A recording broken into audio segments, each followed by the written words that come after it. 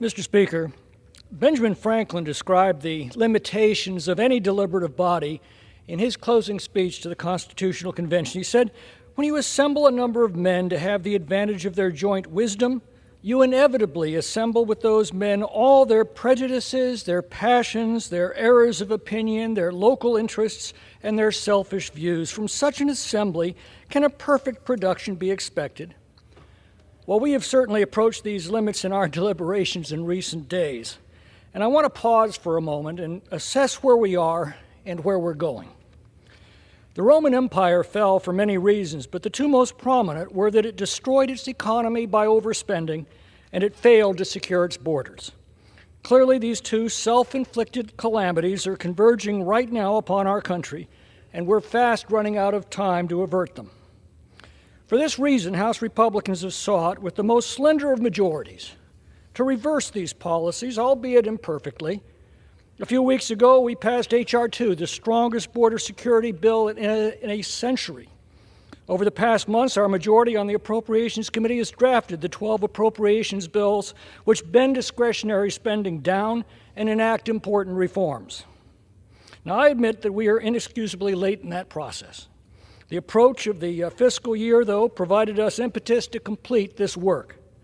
Last week, we began taking up and adopting appropriation bills that now comprise 70% of federal discretionary spending on the eve of an impending shutdown. We've learned from experience that a government shutdown can be administered in a manner that does enormous damage to the economy and to the lives of millions of Americans. The president, if he wishes, can destroy every small business on federal land and those adjacent to federal land.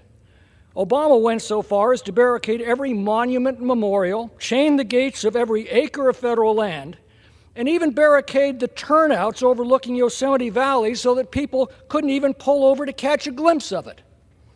Mr. Biden had made it very clear that he intended to follow that strategy, specifically designed to create a panic and to force an immediate resolution in favor of the status quo. Accordingly, our conference put forward a 30-day continuing resolution to avert a shutdown while reducing non-defense discretionary spending by 8% and enacting the border security bill that we had previously passed. Unfortunately, 21 Republicans joined House Democrats to defeat this resolution. Now out of time and faced with an imminent shutdown, our conference directed the Speaker to put a 45-day continuing resolution on the floor without the previous reforms as the only way to avert a shutdown and to continue our work to complete the appropriations process. We canceled the October recess to complete this work. Yet now, we are faced with the threat that a Republican will move to vacate the Republican Speaker of the House. It will only require 4 other Republican members to join the Democrats to achieve this result. The immediate effect will be to paralyze the House indefinitely because no other business can be taken up until a replacement is elected.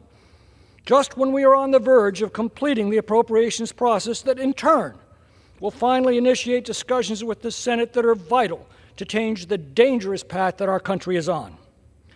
I cannot conceive of a more counterproductive and self-destructive course than that. The supreme irony is that this is being initiated by self-described conservatives.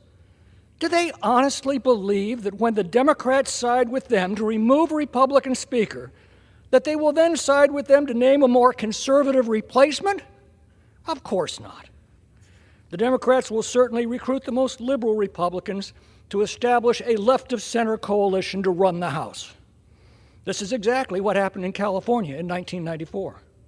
A coalition speaker will move the administration to the House sharply to the left and effectively end the Republican House majority that the people elected in 2022. I implore my Republican colleagues to look past their prejudices, their passions, their errors of opinion, their local interests, and their selfish views, and to make a wise decision when it's needed most at this critical moment in the life of our country. I yield back.